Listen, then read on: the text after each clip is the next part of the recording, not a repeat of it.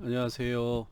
자, 이번 주 비대면 강의 시작하도록 하겠습니다. 자, 저희가 지금 노동 과정을 하고 있는데, 노동 과정에서 이제 저희가 테일러주의, 포드주의라고 하는 거를, 이제 말씀을 드렸고, 그래서 테일러주의, 포드주의라고 하는 이게 이제 노동 과정에서 굉장히 중요한 내용이기는 한데 사실은 이제 요거는 어떻게 보면은 초기의 자본주의 산업화 과정에서 그러니까 일을 할당하는 게 어떤 방식으로 이제 이루어졌는가에 대한 어떤 기본적인 내용이고 요거에 이어서 우리가 이제 이 노동 과정 중에서 실제로 테일러주의, 포드주의 이후에 뭐 신생산 방식이나 뭐 이런 것들이 등장을 했고 이 신생산 방식이라고 하는 거는 테일러주의, 포드주의가 가지고 있는 여러 가지 문제점들을 좀 더 이제 다른 방식으로 해결을 하면서 노동자들에게 과업을 할당하는 요런 거죠. 그래서 이제 이게 이제 90년대 이후에 쭉 얘기가 됐었는데 이제 그 이후에 이제 최근 들어서까지도 많이 얘기되고 있는 게 일종의 이제 이 작업장 혁신이라고 하는 겁니다. 그래서 이 작업장 혁신에 대한 얘기들은 어떻게 보면은 신생산 방식이라고 하는 최근의 노동 과정에서 노동자들의 어떤 노동을 조직화하는 방식이 달라지고 있는 거고 그 달라지는 게 최근 들어서 이제 작업장 혁신이라고 하는 형태로 나타나고 있다. 뭐 이렇게 이제 이해를 하시면 되고 그래서 우리나라에서도 이 작업장 혁신이라고 하는 걸 어떻게 좀 확산시킬 것인가 이런 거에 대한 고민들이 많이 있어요. 그래서 오늘은 우리가 이제 대면 강의 시간에는 이 교과서 중심으로 쭉 얘기를 드리고 이 비대면 강의에는 이제 그 주제와 관련돼서 최근에 많이 얘기되고 있는 쟁점이나 현안 같은 것들을 얘기 드리고 있기 때문에 뭐 오늘은 이제 작업장 혁신을 간단하게 살펴보고 그 작업장 혁신과 관련된 사례를 유한 킴벌리 사례가 많이 얘기되고 있기 때문에 그거를 이제 간단히 말씀드리도록 하겠습니다. 자, 일단 우리가 이제 작업장 혁신이 뭐냐라고 하는 거를 이제 얘기를 해야 되잖아요. 그래서 이 작업장 혁신이라고 하는 거는 사실은 어, 부르는 사람에 따라서는 작업장 혁신이라고 하기도 하고 또는 이거 다른 말로 이제 고성과 작업장 이제 여기가 다르죠. 고성과 작업장, 고성과 작업 조직 또는 고성과 작업 시스템 뭐 이렇게 해서 고성과라고 하는 거를 강조하는 이름들이 있고 또는 이제 일터 혁신이라고 하는 이제 혁신을 강조하는 근데 이게 전부 다 같은 말입니다. 부르는 사람에 따라서 약간 이제 같은 내용을 다른 이름으로 부른다 이렇게 생각을 하시면 되고 그래서 일반적으로는 경영학 쪽에서는 요거를 이제 고성과 작업 조직 또는 고성과 작업 시스템 이렇게 이제 고성과라고 하는 말을 많이 사용을 하고 있고 일반적으로는 작업장 혁신이라는 말을 많이 씁니다. 그리고 이제 요거는 정부가 이제 이 작업장 혁신과 관련된 정책을 얘기할 때 일터 혁신이라는 말을 많이 쓰고 있어요. 그래서 각기 다르게 불려지고 있지만 사실은 이제 같은 내용이다라고 생각을 하시면 될 것 같고 그럼 이제 도대체 작업장 혁신이라고 하는 게 뭐냐라고 하면 이제 말 그대로 작업장 혁신이라고 하는 거는 작업장 워크플레이스인 거잖아요. 워크플레이스. 작업장, 작업 현장에서 이루어지는 이노베이션. 이렇게 되는 겁니다. 그러니까 작업장에서 이루어지는 혁신인데 무엇에 대한 혁신이냐? 작업장에서 이루어지는 일의 혁신이다. 노동의 혁신이다. 이렇게 이제 이해를 하시면 될 것 같아요. 그래서 구체적으로는 작업 현장에서 혁신을 하는데 그 혁신을 엔지니어라고 하는 또는 관리자라고 하는 또는 사용자라고 하는 사람이 주도해서 하는 게 아니고 직접 일하고 있는 노동자들이 혁신의 주체로 등장을 해서 일하는 방식을 바꾼다라는 겁니다. 그래서 여기에서는 작업장 혁신을 하기 위해서 어떤 게 중요시 되느냐? 노동자들, 일을 하고 있는 노동자들이 갖고 있는 경험, 그들의 노하우, 그들의 능력을 새롭게 재조직화하는 거예요. 새롭게 조직화하면서 생산의 혁신을 도모하는 것을 우리가 일반적으로 작업장 혁신이라고 한다. 그래서 이 경영혁신이라고 하는 경영 전략이나 뭐 이런 거하고 요런 경영 혁신이란 말이 들어가면 이거는 경영자, 엔지니어, 관리자 중심으로 혁신을 하는 거잖아요. 근데 작업장 혁신은 그게 아니라 즉 경영 혁신은 위에서부터 혁신을 하는 거고 작업장 혁신은 밑에서부터 혁신을 한다. 이렇게 그 차이를 여러분들이 구분을 하시면 될 것 같습니다. 자, 크게 보면 이제 뭐 여러 가지 작업장 혁신의 그 구성 요소를 여러 가지를 얘기를 하고 있는데 일반적으로 얘기되는 걸 이렇게 쭉 정리를 해보면 크게 보면 네 가지입니다. 첫 번째로는 자, 작업장 혁신의 주체는 뭐였죠? 노동자 밑에서부터 혁신하는 건다라고 말씀을 드렸으니까 노동자가 중심이 되는 거고 그랬을 때 결국은 혁신의 주체의 역량을 강화하는 게 첫 번째 내용이 됩니다. 그 다음에 두 번째로는 노동자들의 작업 역량이 강화됐기 때문에 이 작업 역량을 강화된 작업 역량을 유연하게 활용하는 유연한 활용이 되는 거죠. 그 다음에 세 번째는 뭐죠? 작업 조직, 작업의 구조를 유연한 형태의 작업 조직으로 고정화시키는 겁니다. 뭐 유연한 작업 조직을 고정한다는 말이 표현이 좀 애매하니까 작업 조직 자체를 굉장히 유연한 형태로 만들어준다. 그 다음에 이제 마지막으로 중요한 게 뭐냐? 자, 노동자가 이전보다 훨씬 더 주체로서 작업장에서 다양한 생산성 향상과 관련된 노력을 혁신을 하는 거잖아요. 그러면 그 혁신에 대해서는 뭐가 주어져야 되느냐? 보상 체계가 그에 걸맞는 방식으로 주어져야 된다는 겁니다. 자, 그래서 자, 노동자가 중심이 돼서 현장에서 일을 하고 있는 노동자들의 작업 역량을 강화하고 이 작업 역량이 강화되면 강화된 작업 역량이 잘 발휘될 수 있도록 작업에서의 유연성을 강화시켜주고 그 다음에 작업에서의 유연성이 강화되기 위해서는 작업 조직, 작업의 구조 자체를 유연하게 활용을 하고 그 다음에 결과에 따라서 합리적인 보상을 보상을 해주는 이런 것들이 작업장 혁신의 일반적인 구성 요소다라고 이제 우리가 얘기를 하고 있습니다. 자, 그래서 보면 결과적으로 작업장 혁신이라고 하는 거는 크게 보면 이런 거예요. 노동자들의 역량을 강화시킨다라고 얘기를 드렸잖아요. 앞에서. 그럼 역량을 강화시킨다는 건 뭘 얘기를 하는 거냐? 노동자들이 자기의 업무 영역 내에서는 자기가 결정해서 자기가 재량권을 가지고 책임을 지고 일을 할 수 있는 책임을 지고 일할 수 있는 시스템을 만들어준다.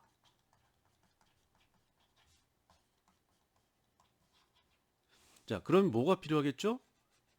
참여권이라고 하는 결정권이라고 하는 게 부분적으로 노동자에게 부여돼야 된다. 결정권 부여.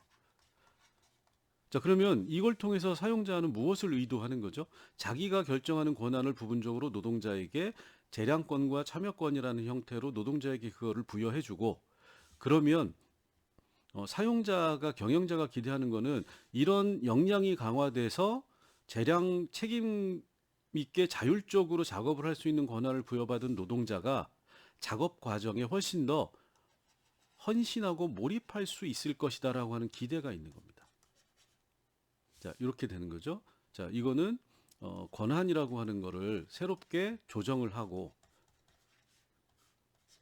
그러면 어떤 기대를 할 수 있느냐? 노동자가 훨씬 더 작업 과정에 헌신적으로 일을 하고 고헌신, 훨씬 더 자기 일처럼 일을 하고 고몰입. 이렇게 해서 두 가지를 하게 되면 결과적으로 어떤 결과가 사용자에게 돌아오느냐? 작업장이 혁신되면서 생산성이 향상된다라고 하는 기대를 가지고 있는 겁니다. 이게 이제 이 고성과 작업장 또는 이 일터 혁신 또는 작업장 혁신이라고 하는 게 갖는 기본적인 논리 체계다라고 보시면 돼요.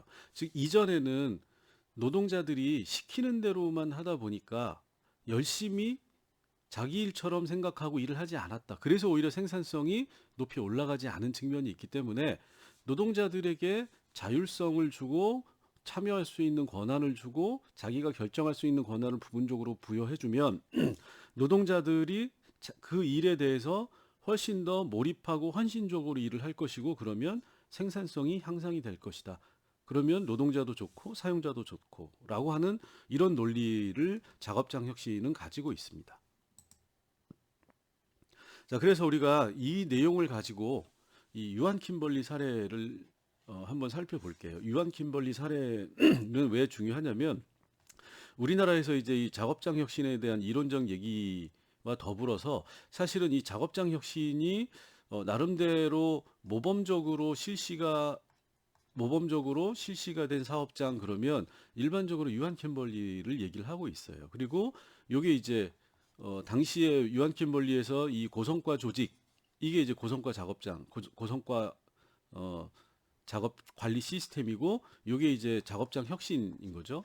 이런 작업장 혁신을 실시했던 요 유한 킴벌리 당시의 사장이 문국현 씨였는데 이제 요 사람이 이 고성과 작업장을 통해 가지고 유한 킴벌리의 생산성이라고 하는 거를 굉장히 많이 끌어올리고 이거에 대한 성과를 인정받아서 이 사람이 사회적으로 굉장히 이제 유명해지게 됐고 그 결과 예전에 이제 대통령 선거까지 출마를 했습니다. 물론 이제 안 되긴 했지만 그럴 정도로 이 문국현 씨가 사장으로 있는 당시에 유한 킴벌리에서 그러니까 기존의 생산 과정, 기존의 노동 과정을 좀 더 수동적인 노동자, 그냥 시키면 시키는 대로 하는 노동자 이런 존재가 아니라 노동자에게 새로운 역할과 책임, 권한을 부여해주고 작업장의 혁신을 일으켜서 뭔가 생산성을 제고한다라고 하는 이런 논리를 이론이 아니라 현실에서 이제 실제로 적용했고 나름대로 성공적으로 이루어졌던 사례로 우리가 이제 유한 킴벌리를 많이 얘기를 하고 있어요. 그래서 여기 보시면 유한 킴벌리에서 고성과 이 조직이라고 하는 작업장 혁신을 시도했던 세기가 90년대 초반부터입니다.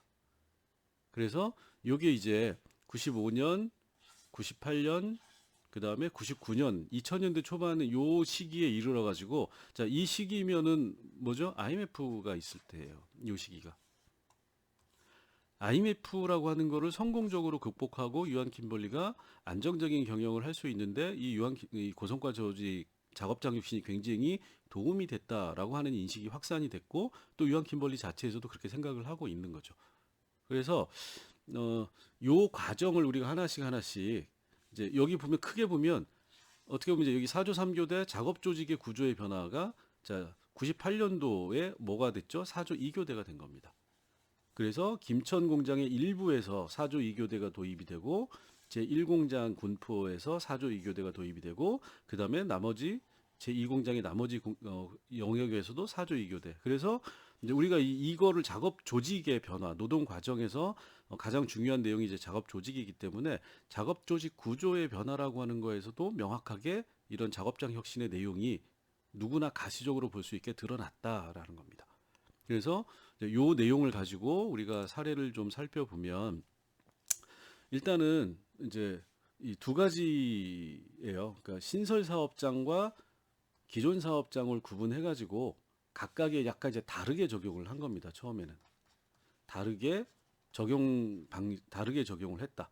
그래서 이제 여기 보시면 크게 보면 무언가 작업장 혁신에 대한 기대감 또는 합의 이런 것들이 있었고 처음에 혼란이 있었고 이 혼란이라고 하는 거를 두 모델 양측에서 무언가 이제 해보니까 좀 나름대로 괜찮다라고 하는 그런 인식들이 확산이 되고 그 이후에 실제로 이게 이제 정착되는 단계죠. 정착이 되면서 그러니까 왜 정착이 될 수 있었느냐? 높은 성과가 나타났다라는 겁니다.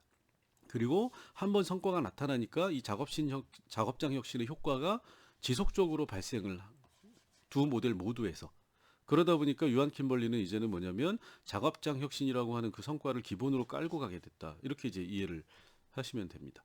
자, 그러면 도대체가 유한 킴벌리에서는 왜 이거를 작업장 혁신을 추진했느냐라고 하는 건데 첫 번째로는 뭐 다 아시겠지만 유한 킴벌리라고 하는 거는 우리나라에서는 굉장히 이제 윤리 경영이라고 하는 측면에서 굉장히 이제 모범적인 역할을 해오고 있는 그래서 이제 그 창립자의 어떤 그 비전과 이념 가치라고 하는 게 지속적으로 승계가 돼 오는 이제 그런 모범적인 기업이라고 많이 알려져 있죠. 그래서 사실은 출발 자체가 다른 기업하고는 좀 달랐다. 그 다음에 이제 사람이라고 하는 거를 여기 기업 이념에 따라서 굉장히 이제 중요시하게 생각을 하는 거고, 그 다음에 이제 인사제도의 개선과 보상제도라고 하는 거, 그리고 능력 개발이라고 하는 세 가지 축을 한꺼번에 같이 통합적으로 고민했다. 그러면서 일하는 보람이 있는 직장 환경이라고 하는 거를 고민하게 됐고, 이래서 이제 작업장 혁신이라고 하는 거를 이제 고려하게 됐다. 그래서 이 작업장 혁신의 핵심은 뭘로 잡았느냐? 평생 공부, 학습 체계라고 하는 첫 번째로. 자, 학습 체계는 결국 무슨 얘기죠? 노동자의 앞에서 말씀드렸던 역량 강화입니다. 그러니까 모든 노동자의 역량을 강화함으로써 생산성을 올린다. 이렇게 이제 되는 거죠. 그래서 이걸 통해서 조직 전체의 경쟁력을 확보하고 싶어 했다. 이게 이제 그런 의미에서 적극적으로 고려된 게 바로 이 작업장 혁신이라고 하는 내용이다. 자, 그러면 이런 배경을 가지고 경영진이 이제 어떻게 이 고성과, 이게 이제 하이 퍼포먼스라고 하는 게 고성과라는 뜻입니다. 하이 퍼포먼스라고 하는 고성과를 내는 공장이라고 하는 작업장 혁신을 이제 고민했냐면, 처음에 경영진이 생각했던 거는 굉장히 이제 높은 수준의 성과를 낼 수 있는 공장, 기업 조직을 만들겠다라고 하는 거고, 그러기 위해서는 여기서 이제 중요한 게 모두가 비전을 공유한다라는 겁니다. 여기에서 모두라고 하는 거는 위에서부터 내려오는 관리자나 경영진, 엔지니어 뭐 이런 사람들이 아니고 노동자를 포함해서 모두가 비전을 공유하는 거고, 그 다음에 이제 자발성과 주인 정신이라고 하는 거는 결국 자발성과 주인 정신을 갖기 위해서는 뭐가 되는 거죠? 모든 사람에게 책임과 권한이라고 하는 두 가지 요소가 같이 주어져야 됩니다. 즉 권한을 주어지지 않고 자발성을 요구하는 것은 사실 의미가 없는 거죠. 많은 기업에서 이 작업장 혁신이나 이 혁신 자체가 안 되는 이유는 뭐냐면, 창의성과 혁신이라고 하는 걸 요구하지만 그거를 할 수 있는 권한을 부여하지 않기 때문에 제대로 되고 있지 않은 거죠. 그래서 이 혁신이라고 하는 거를 하기 위해서 나의 공장과 나의 하는 일에 대한 자존심이라고 하는 거는 몰입이 되는 거죠. 헌신과 몰입이라고 하는 걸 어떻게 가져갈 수 있느냐. 그래서 요 두 가지를 합치면 어떻게 되죠? 이렇게 되는 거죠. 책임과 권한을 주고 노동자에게 앞에서 말씀드렸던 것처럼 몰입과 헌신을 할 수 있도록 하고, 이 몰입과 헌신이 가능하기 위해서는 뭐죠? 역량을 강화시킨다. 이런 방안을 경영진이 이제 제안을 한 겁니다. 그래서 이런 제안에 맞춰가지고 소위 말하는 전체 조직, 작업 조직 전체에 대한 변화. 자, 이게 뭐죠? 혁신이 되는 거죠.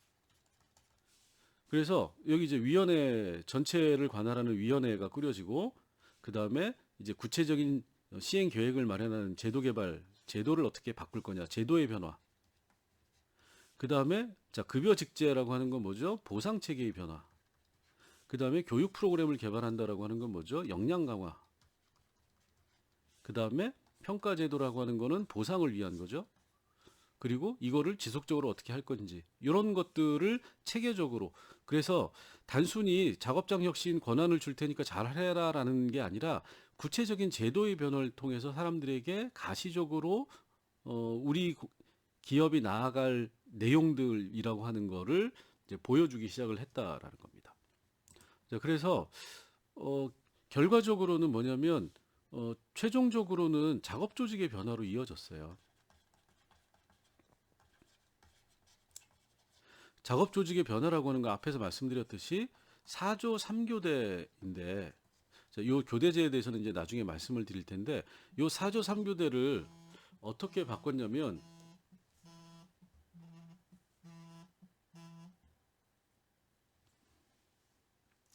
4조 2교대로 바꾼 겁니다.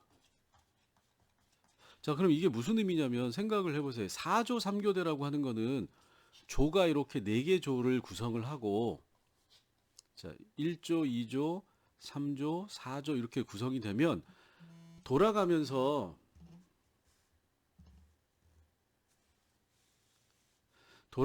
세 조는 일하고 한 조는 쉬는 구조입니다. 그죠? 자, 그래서 이게 편성된 조, 일하는 조, 이게 우리가 교대제를 얘기할 때 이렇게 얘기를 해요.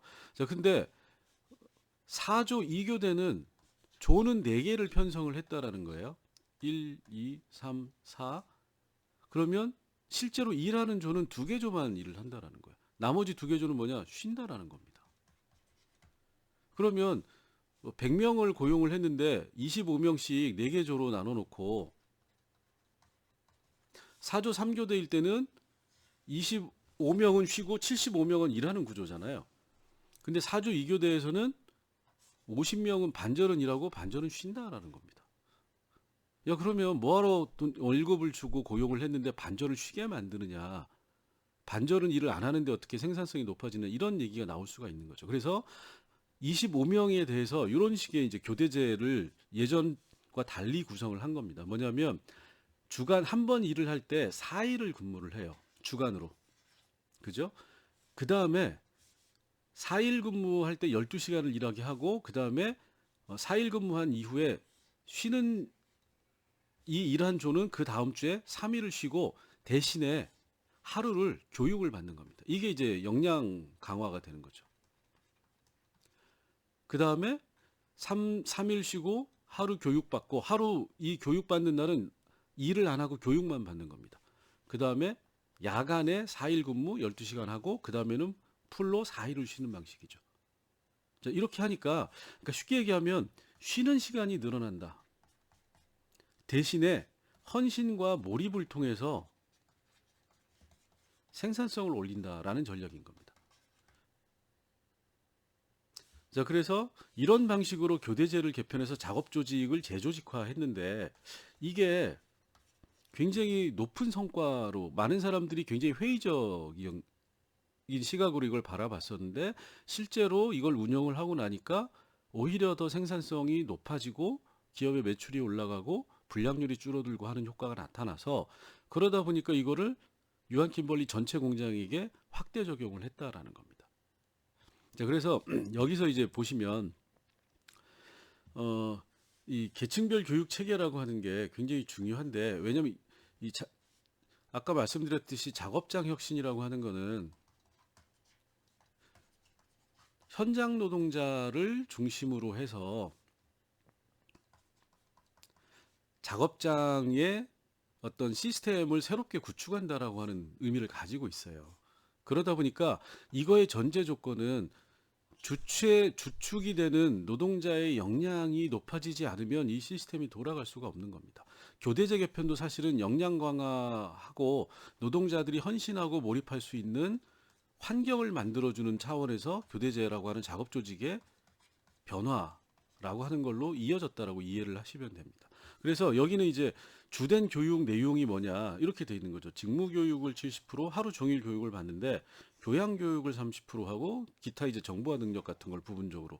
그래서 계층별로 나눠 가지고 선임지도, 기사, 기선, 기원, 신입 이렇게 해 가지고 이분들에 대해서 자기가 하는 일이 아니라 전체적인 직무와 관련된 교육들을 시키다 보면 자기가 하는 일에 자기가 생산하는 예전에는 자기가 맡은 일에 대한 이해도만 높고 나머지에 대한 이해도는 굉장히 낮았는데 이제는 전체적인 통합적인 생산 과정에 대한 이해도가 높아지다 보니까 자기 일에 대한 이해도가 높아지고 그러다 보니까 훨씬 더 일의 능률이 올라가는 이런 구조를 갖게 되는 거죠. 그리고 참고로 단순히 자기 일에 대한 것들이 아니라 일과 관련돼 있는 일종의 이제 이거는 뭐라고 해야 하냐면 교양 교육이니까 말 그대로 전체적인 어떤 정신 교육이라고 볼 수가 있는 거죠. 그래서 이 교육이라고 하는 게 어떻게 보면 약간 추상적인 역량 교육이라고 보시면 돼요. 자, 여기서 보면 이제 리더십이라고 하든가, 그러니까 직무와 관련된 기술적 내용뿐만이 아니라 자, 관리, 리더십, 사고, 패러다임 혁신에 대한 왜 이런 것들이 필요하고 왜 작업장에서 혁신이 필요하고 이런 것들에 대한 교양 교육이라고 커뮤니케이션, 팀원들 간의 조직 간의 상호 소통이라고 하는 걸 어떻게 하는 것인가. 그 다음에 뭐 이 관련된 기본 기초 교양 이런 내용들이 있겠죠. 자, 이래서 이런 체계적인 교육을 통해서 역량을 강화시키고 이 강화된 역량을 통해서 헌신과 소위 몰입을 강화시키고 그 다음에 헌신과 몰입을 통해서 실제로 교대제라고 하는 작업 조직의 변화를 통해서 생산성이라고 하는 것을 향상시키는 이런 방식으로 전체 작업 조직을 변화시킨 게 이제 유한 김벌리 사례의 핵심이다라고 생각을 하시면 되고 그래서 결과적으로는 세 가지 축인 거죠. 앞에서 우리가 이제 작업장 혁신의 요소라고 하는 거를 말씀을 드렸는데 결국은 교육 훈련이라고 하는 거는 역량 강화가 되는 겁니다. 그래서 최대한 교육 시간을 확보하고 역량 강화를 한다. 그 다음에 두 번째로는 이 역량 강화를 바탕으로 해서 작업 조직의 구조를 바꾼다. 여기서 이제 구체적으로 드러난 게 뭐죠? 교대제. 그리고 이 교대제라고 하는 게 4조 3교대에서 4조 2교대. 그리고 이 교대제 안에 뭘 넣었느냐? 교육 훈련을 넣었다라는 겁니다. 그리고 동시에 이걸로 실근로 시간을 단축하고 고용을 보장해주면서 임금에 대한 보상 체계를 만들어졌다. 이렇게 이제 세 가지 우리가 이제 앞에서 말씀드렸던 작업적 혁신의 구성 요소라고 하는 게 이 유한 킴벌리 사례에 들어가 있었고, 이 유한 킴벌리가 이걸 이제 성공적으로 해냈기 때문에 이걸 바탕으로 해서 이제 정부가 소위 말하는 일터 혁신 사업이라고 하는 거를 본격적으로 추진을 합니다. 그래서 이 일터 혁신 사업은 달리 얘기하면 유한 킴벌리 사례를 사회적으로 확산시키는 사업이다라고 생각을 하시면 돼요. 그래서 이걸 소개하고 컨설팅 해주고 그 다음에 이 변화 관리를 같이 이제 그 지도해주는. 그래서 정부가 하지만 이제 노무사나 관련된 전문가들을 모셔다가 요걸 이제 대신 컨설팅 해주는 사업을 우리가 일터 혁신 사업이라고 얘기를 하고 있습니다. 그래서 사실 이제 얘기할 게 굉장히 많지만 아주 간단하게 얘기하면 점점점 노동 과정이라고 하는 게 기본적으로 최근에 들어서는 뭘 강조하느냐, 노동자들이 주체로서 작업장에서 일을 하는 주체로서 이제 설 수 있어야 되고, 그러기 위해서는 노동자들의 헌신과 몰입이라고 하는 직무에 대한 몰입도가 높아질 수 있는 이런 시스템이 굉장히 요구되고 있고, 많은 사업장들이 이런 시스템을 만들기 위해서 뭔가를 준비하고 노력하고 있다. 이렇게 이제 생각을 하시면 될 것 같아요. 자, 그래서 오늘은 우리가 이제 노동 과정에 대한 얘기를 하고 있기 때문에 테일러주의, 포드주의 이후에 왜 테일러주의, 포드주의가 문제이고 그 테일러주의, 포드주의가 가지고 있는 문제점들을 뭔가 이렇게 나름대로 해결하기 위해서 굉장히 다양한 시도들이 이루어지고 있다. 그래서 이제 그게 90년도를 전후해서 80년대 후반부터 시작해가지고 더 멀리 보면 70년대 이 소위 말하는 노동의 인간화나 또는 그 일과 생활의 균형이라든가 아니면 이 노동 생활의 질이라든가 아니면은 무슨 뭐 이 반자율 작업 집단이라 이런 다양한 시도들이 이루어져 있고, 그게 이제 90년대 이후에 이 작업장 혁신이라고 하는 키워드로 모아지면서 지금은 이런 것들을 시도하는 사업체들이 굉장히 많이 늘어나고 있다. 이렇게 이제 생각을 하시면 될 것 같습니다. 자, 오늘은 여기까지 하겠습니다. 수고하셨습니다.